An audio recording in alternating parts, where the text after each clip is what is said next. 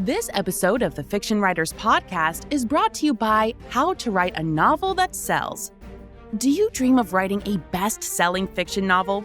With the right tools, you could get there sooner than you think.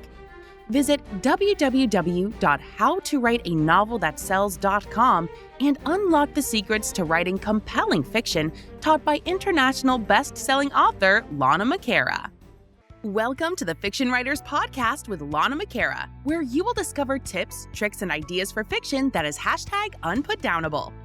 Here you'll find new energy, new perspectives, new resources, and new ideas that will spark your creativity into a blaze of brilliance. It's easier than you think. Be sure you visit our website at www.fictionwriterspodcast.com. While you're there, subscribe to us via your favorite network. Now, get out your notebook, tune in, and let's get started. Don't get cutesy. That's what my mother always used to say when I was feeling in a foolish mood. My name is Lana McAra, and welcome to the Fiction Writers Podcast. Tips, tricks, and ideas for fiction that is #unputdownable. Don't get cutesy. That's also what my first editor would say to me. What does that mean, cutesy? Well, it's when you're trying to be cute. It's when you're trying to be a little bit of a show-off or to just go out there on a limb a little bit. And what do I mean by that? Well, in fiction, you have to be careful because you don't want to get cutesy and draw the reader's attention away from the story and onto you. You, the writer, needs to disappear. The story is the star of this show. Save your cutesy stuff for the stage. And here are a couple ways that people get cutesy. Telling jokes. Do you have your characters telling jokes? Or do you tell a joke in the narration? Don't do it. Now, if your character is a real jokester, you can get away with that a little bit. Have them tell a small, short joke at the beginning, and then don't do it again, except for maybe one more time toward the end. But this guy should not be constantly telling jokes. You, as the writer, should especially not be telling jokes in the narration, in the narrative part of it. Just tell the story. Don't talk about your ideas and opinions in the meantime. That pulls the reader out of the story and starts to highlight you where you don't want them to be. You want them so focused into the story, they forget all about you. They forget even that they're reading. They're just seeing it like watching a movie. Another way people get cutesy is by using big words. Those 50-cent words that we all love because we're writers and we love words, don't use them. Don't use them. They pull the reader out of the story. Use small words, easy words, short words, words that everybody knows what they mean, and they just go straight into the reader's mind without having to stop and figure it out. Or, horror of horrors, pull out a dictionary or look it up online. No, you don't want that to happen. Don't use big words. That's showing off. And you can't be doing that. You can't be showing off.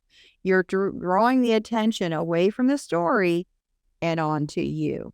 Save that for somewhere else. Save that for a coffee date or when you're opening up an audience from the stage. And then the third way that people get cutesy in their fiction is by having a character wax eloquent. What do I mean by that? Well, the character looks out the window and goes into this poetic phrase. Oh, look at the mountains. They are just like this and that and the other. And all of this poetic phrasing and the words, they have a cadence. And do people really talk like that? No, I don't think so. If they do talk like that, they're a nerdy person that doesn't have very many friends because they're always showing off. People don't want that kind of communication. They want to keep it real. And so that's what you need to do too. If you have a tendency toward the poetic, then write some poetry. One time I had this person who was leaving notes that was a little poem, just a small 4-line poem. It was part of the mystery. And so that was fine. Use your poetry for something like that. Have somebody writing poetry in some place, and maybe it would be a journal that is a clue, to something, or some device that you can get away with it, where they find a poetry book and they open up and read this section. That would be okay. But don't have your character just spouting poetry, or else they're quoting poetry, or they're quoting Shakespeare or something like that. That is not what real people do, especially not people today. Now, if you're writing historical and your character is totally into Shakespeare because that's appropriate, a little bit, but not too much. So be careful about being cutesy. And what I've had to really come to is if I get excited about it and I'm really like mulling over the words and got that little zing feeling, probably not a good thing, because that is drawing the attention to me. And I want 100% of the reader's attention on the story, not the words, the story. So keep it simple. Keep it simple, because your reader wants it that way. I hope that helps you today. My name is Lana McAra. See you next time. Thank you for tuning into the Fiction Writers Podcast with Lana McAra, where we share tips, tricks, and ideas for fiction that is #unputdownable. Remember to visit our website at www.fictionwriterspodcast.com and enjoy even more great episodes like this one. Again, while you're here, subscribe to us via your favorite network. We look forward to seeing you next time on the Fiction Writers Podcast.